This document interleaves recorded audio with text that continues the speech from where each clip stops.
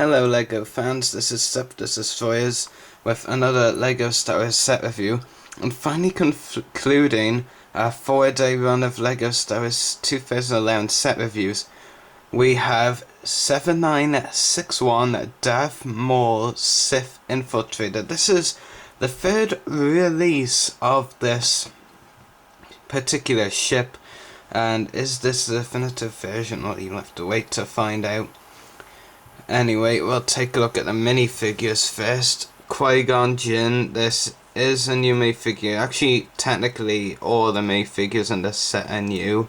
Only one all-new minifigure, but we'll get to that later on. 3 of them are redesigned.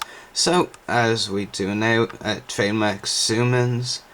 Qui-Gon, very nice face print, and it does look really good, and the hairpiece is good as well. I really like the cape or cloak or whatever as well. He also has green lights here, but for me, main thing I really like personally about this minifigure is the torso printing. I think it definitely looks really good, the torso print, and definitely has some nice detail on it. Some of you will be listening will be saying it's just a regular Jedi torso print, but I don't know, maybe I've something for Jedi torso prints, so whatever. Next up, I'll talk about this minifigure, and actually just dropped another one.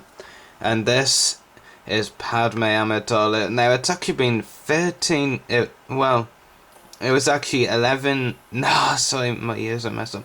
12 years since the last Padme figure was released, when this set was released last year. So we actually had to wait a long time for a Padme figure. And for the most part, I actually have to say it's worth it. It's definitely really good. I especially like the hairpiece. Definitely looks really good. And the torso printing as well is good. You have a nice blaster pistol as well. Even some back printing there. Can't really see it because of the hair, but whatever. I only actually have one flaw with this minifigure, and that's the face printing. It's actually the exact same face print that LEGO used for the Hermione Granger minifigure in the Harry Potter line. And while it is a nice face print, it just doesn't suit Padme because Emma Watson, the actress for Hermione Granger, looks nothing like Natalie Portman, the actress for Padme, so really the face printing being the same for both of those just doesn't really make sense. But it is LEGO, they don't really want to release too many new minifigure faces, so it was inevitable that something like this would happen. But it is still a definitely good, very good minifigure. Other than that, take a look at this one next. Just zoom out for a moment, and this minifigure is another version of Darth Maul. And hands down, I have to say, this is the definitive Maul minifigure that LEGO has released. The double blue lightsaber, of course, always cool to see on Maul. The torso printing has some nice detail on it. And the face print as well looks amazing. There have been some fans who have been saying it looks too creepy. Well, if you think about it, Maul is a very creepy character. And his face looks creepy as well in the movies. So if you're saying that it's creepy, then you're literally saying LEGO nailed it with the face. And I like the idea of the 2 horn piece as well, you know, with this being removable. Actually, just because I can't try and remove it for the rest of the review. So there you have it. There's Maul without the thingy horns. So yeah, and the horns, very small piece. It's actually very hard to see. Yeah, but the horns are added on piece. It's the same with the Savage Press minifigure. And yeah, and lastly, minifigure wise, you get the one all new minifigure in the set. I'm fairly certain this one hasn't been released before. If I am wrong and turn out to be an idiot, then please leave a comment saying that I was wrong. But from what I know, this is the first time this minifigure has been released, and this minifigure is Captain Panaka, and it is definitely a really cool minifigure. arguably the best in the set, but I kind of prefer the new Maul and Qui-Gon. Definitely. Well, just Maul actually over this one, but this is cool. But it is a bit basic. The torso printing is really cool here. Leg printing very basic, just light blue really. The face detail is interesting. The expression is interesting. I'm not sure whether I'm actually saying that in a good or bad way. And I really like the hat as well. There's a lot of great detailing that went into the hat. Of course, you get Lego's generic blaster, which is included a lot now. Before we go on to the big ship, a few other things this set includes. You get a hood for Darth Maul.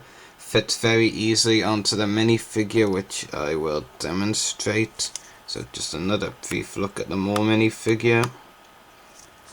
Yeah, with his hood on. Also included, like in the original Sith Infiltrator back in 1999, I think, is a probe droid, where this doesn't really resemble one, to be honest. I actually think there's more than one of these including this set. I think there's 2 or 3. But as of now, I can only find one, and they all are the same. They use the same pieces, so it really doesn't matter how many I put in the review. And then you also get a speeder bike, like Maul uses in the Phantom Menace. Is a nice addition, and it has some nice pieces used on it. And yeah, it is definitely a neat addition. So after all that wait, let's get on to the big part of this set. I mean that literally. Okay, it is quite a heavy vehicle, I must say, but it is definitely really cool. You get a lot of features with it.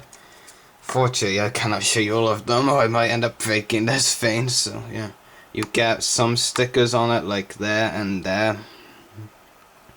More stickers down there and there. Is this a sticker? No, it's printed. Actually, this part is printed and does look pretty good. The wains can like move up.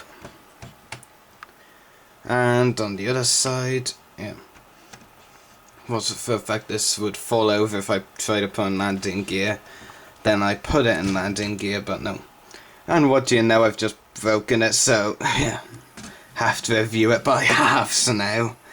Anyway, at the back of this set, it probably actually works better for me if it's broken in half, because now I get to show you the features better, so yay. Here is where Lego put in the feature where you can fit in the speeder bike that's included. You get some nice details inside, such as this control panel, which is very nice. And there's a lot of printing on it, and yeah, it's definitely very good. It easily slides down like this, and that's about it for the back. Of course, you get the other wains, and then moving on to the other half part of the Sith Infiltrator.